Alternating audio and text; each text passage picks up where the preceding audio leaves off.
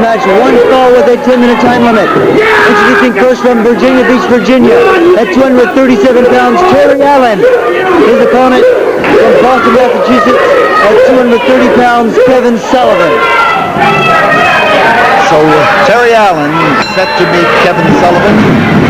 We find the Purple Haze at ringside. Not only at ringside, on the apron of the ring. There is the Purple Haze waiting, whatever he's waiting for. Kevin has his job cut out for him, buddy. Terry Allen is not a man you take lightly. Well, Paul, Terry Allen is one of the top competitors in the country also, as well as Kevin Sullivan. Many times Kevin Sullivan has been out here against a lesser opponent, but against Terry Allen, he's certainly going to have his hands full. Terry Allen is the type of young athlete that could defeat Kevin Sullivan at any moment. It's amazing how the Purple Haze, being the big, strong man that he is always under complete control of Kevin Sullivan, Paul. It seems like the Purple Haze can't think for himself, and Kevin Sullivan having control of Purple Haze sometimes looks like Kevin Sullivan doesn't even have control of himself at this time. Well, I had the feeling as I sat here listening to him that he was taking control of me. But right now, Terry Allen is controlling him, at least to the extent of an arm drag, and wherever you can apply physical holds, there is always the possibility of interrupting the mental shackles that can bind you. Absolutely. It seems like Kevin Sullivan for several years now has been involved with the occult, with witchcraft, like he says, the dark side of life.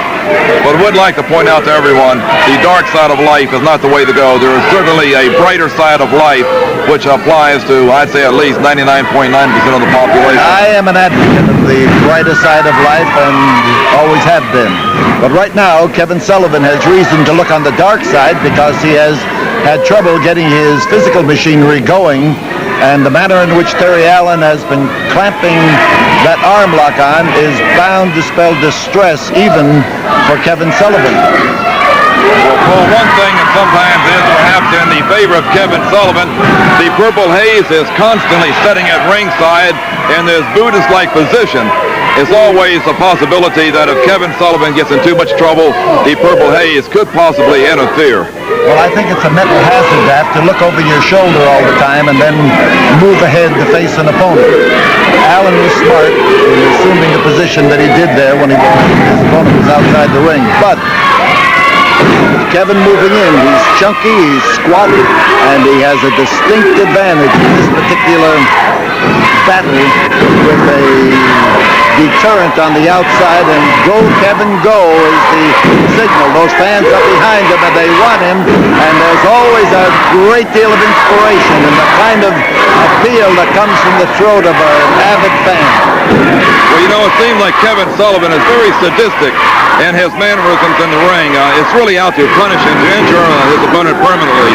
And also at times I feel that he is also masochistic, that the man from the gleam and glare in his eyes, that he almost likes pain himself.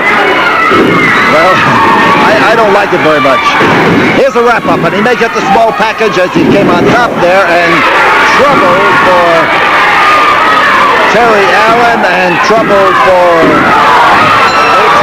Kevin Sullivan. Well, like I said before, Paul, there's always a problem with the Purple Haze there, and what I saw is engulfs almost everything, and as the Purple Haze moves